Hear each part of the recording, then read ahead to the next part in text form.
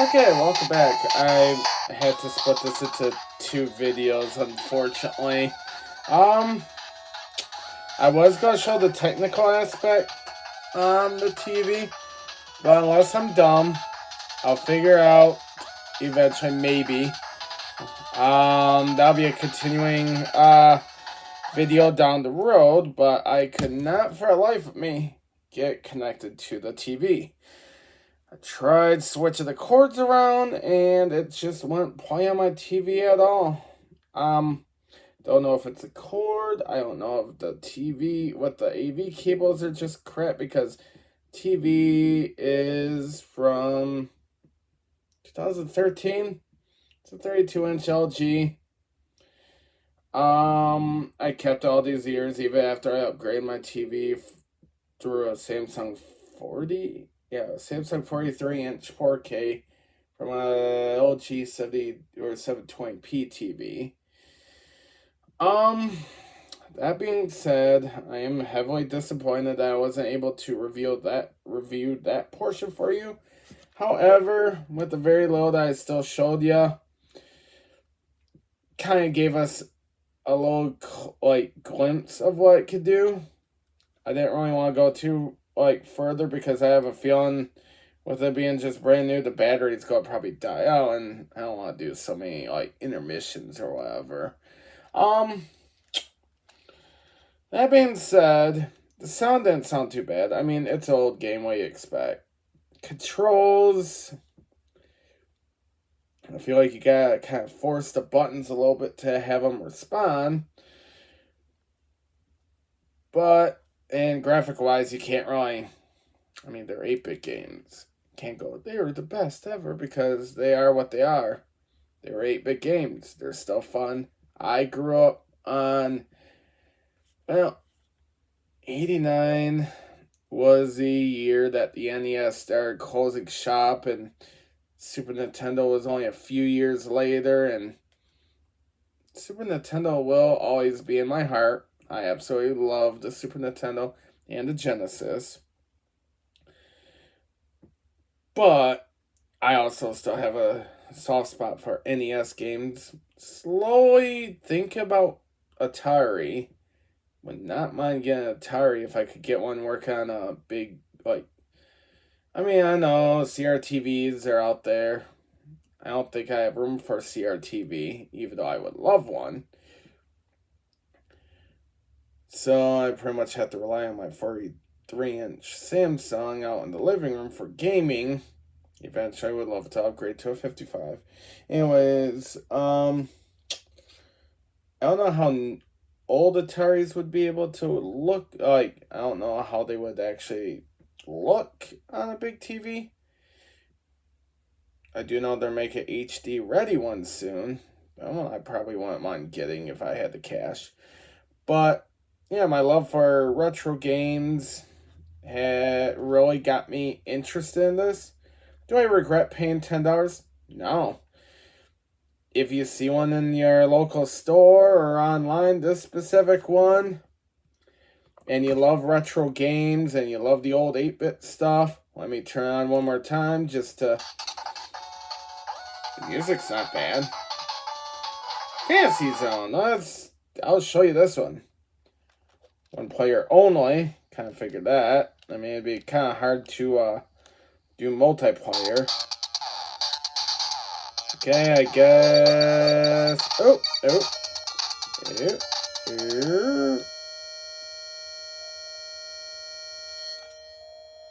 Okay, it froze on me. Kind of funny this just happened. Because I was just going to give it a high review. This glitch that just happened. Oh, there's a reset button. This glitch, I wonder if it's just this game. Let me try that again. What did I just hit? Oh. Try this again. Okay.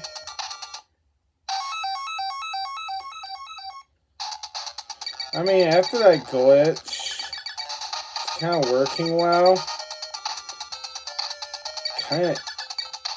After that glitch, though, it kind of got me a little, like, iffy on it. I mean, granted, no electronic is perfect out there. I mean, $10, this is what, besides a very lousy gamer right here controlling it, $10, pick up and play without actually, like, if you just want to carry something with you, or it's bedtime and you don't want to look at your phone or anything like that, or you're in a doctor's office or whatever, or you just want to relive old arcade games, I would recommend this. Even though it's glitchy, it's only $10. Do I feel like it got cheated? Not really. I mean, I was kind of wondering what I was actually getting into when I bought it in the first place, when I first got about a year ago. I'm like, I was thinking it was going to be like one of those cheap, like, kid-friendly things, and I mean, if I didn't like it, I knew people that would use it. I would probably have just give it to them. But, seeing how it is, I'm going to give it a, let's see, good graphics for what it is. Actually, pretty decent sized screen. Battery life is pretty good. I mean, probably about 3 or 4 hours. I mean, it's about as long as a Switch, maybe longer. Lightweight, very lightweight. Those are the pros. And some good quality games on here. A lot of good quality games, and probably some cheap ones that you might find some fun. Okay, so those are the positives. Sounds positive. Don't have to worry about AA batteries or AAA batteries or whatever kind of batteries. You just got one battery here that charges like a cell phone. Those are the pros. The cons is the occasional glitching. Sound is kind of muffled, but in all honesty, you only got the one little set of speakers right there.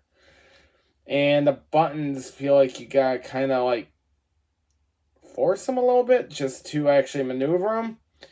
Which, in time, I could see that being a problem. Because if the old game system controllers have to be repaired every so often, this probably would have to be too. Because you're like jamming your fingers at. But I do a rating system.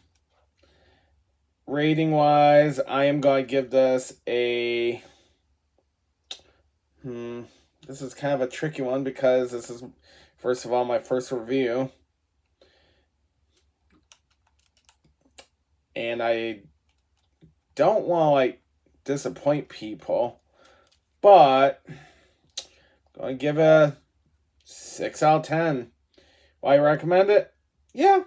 If you want something quick. I mean, it kind of reminds me of those old handheld games back in the 90s, like the little McDonald's ones. I still have a bunch of those. I could always review those maybe one day down the road if they still work. But kind of reminds me of those. The only difference is you got 200 games instead of one. Graphics are a lot better. I mean, you got a nice little bright screen right there.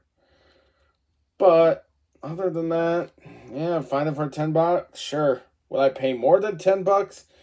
No. Nope. That's why I'm giving it a 6 out of 10. Because there's better options out there, I'm willing to bet. I know a Steam Deck out there, people are doing that. That would be a great option. I know I personally want the Steam Deck. That's definitely a next thing for me. But that's going to be a while. But, there's plenty of different options out there. If you're brave enough and you want to use a junk game system to hack and all that and have all your ROMs and stuff to play, sure, go ahead. If you're like me who's unsure whether it's going to turn out right and you don't want to blow like so much money on a game system and you're lucky brick it, because I've heard that happen, then this is a safe bet. I would go with this if you're into arcade games and you want a safe bet. So 9 out of 10. Hope you guys enjoyed this video. I am going to more likely do more. If you have any suggestions on any content you want to see, let me know. Like I said, I am going to start doing Twitch streams also down the road. This is stuff I always loved to do as a kid, of like broadcasting through high school. And this feels like it's kind of almost the same in a way. Kind of brings me back to that. Plus, I get to communicate with everybody about things that not only I love, but you may love and you want to see more of. My name is Matt. I love gaming, anime, comic books, graphic novels. If you want to see me do any comic book reviews, I'd be glad to do those too. Maybe I'll do those. Maybe I'll do game reviews. I kind of want to hear what your guys' inputs are too.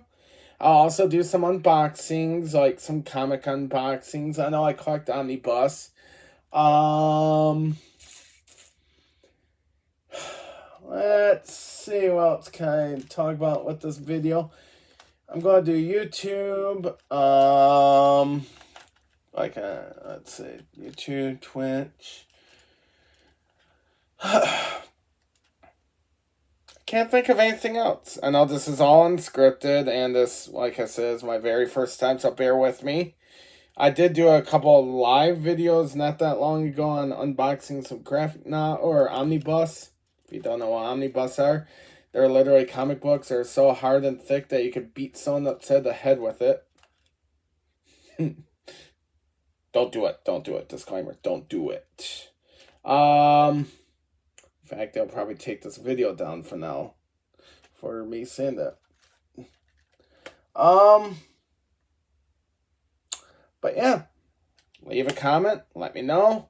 Like I said, this is my first time. I want to start getting better. But until then, stay safe.